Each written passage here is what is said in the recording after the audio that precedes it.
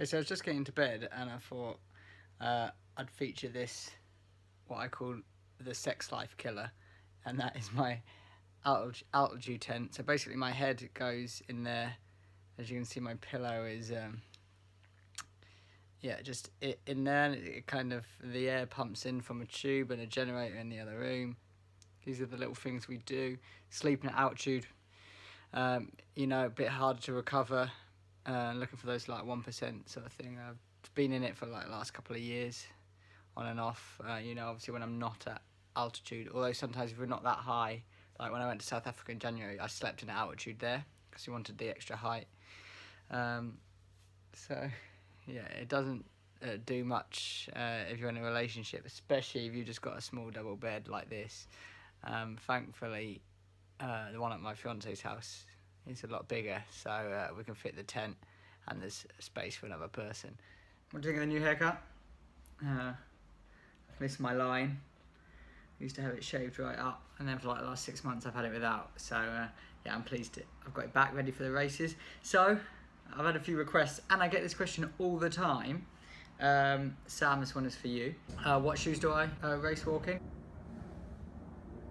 People think, are there special race walking shoes? There's really not. I'm not going to sit here for an entire vlog and talk about what shoes are good for race walking in. I've lived in Essex for most of my athletics career.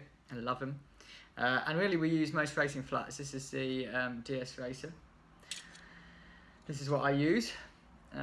This is what gets me through most races, everyday training. I do everything in them, and I'm not like some people who go through loads of different shoes. I stick with them nowadays because my feet, if I start changing shoes for different sessions and stuff like that, I will end up injured from it. I used to change quite a lot, so I used to use hyper speeds for track stuff. They're really thin, and found them really helpful for the track. But now if I try to go to something too thin and without enough support from me in the heel, because if you imagine when you race walk, you come down on your heel rather than your forefoot. So if I wore anything lighter than that, I'd just end up with like ankle injuries or problems in my feet. So that's the reason I live in them. But it is worth trying a few out, regardless whether you walk, run, jump, whatever. Make sure you find the right pair for you. Just because somebody else wears them or wears a certain type doesn't mean they'll be right for you. So yeah, there you go. That's what shoes I race walk in. Enjoy the rest of the vlog. The British Champs was last weekend. There was a lot of controversy over the crowds. I've raced it since '08, and I've got to say it's probably one of the smallest crowds I've ever raced in front of, which is a shame because for me it's definitely a highlight of the year. I'll never miss it, even though it's not my trial. I'll never miss it. It's great publicity for race walking, and yeah, it's a shame that I can go and break a British record and the crowds aren't bigger. Moving on, this weekend, Sunday, big deal for me, really big deal. Mega proud it's happening. A lot of talking, a lot of communications. Hoped for this for many years. Is the Diamond League Race Walk at the Anniversary Games on Sunday, 12:50. I don't know why I'm saying that because this vlog's going to go up after it. So, no, it might not actually. Yeah, it's awesome. I didn't expect the response I got when I said, "Can we have a race walk on?" I didn't expect them to say yes.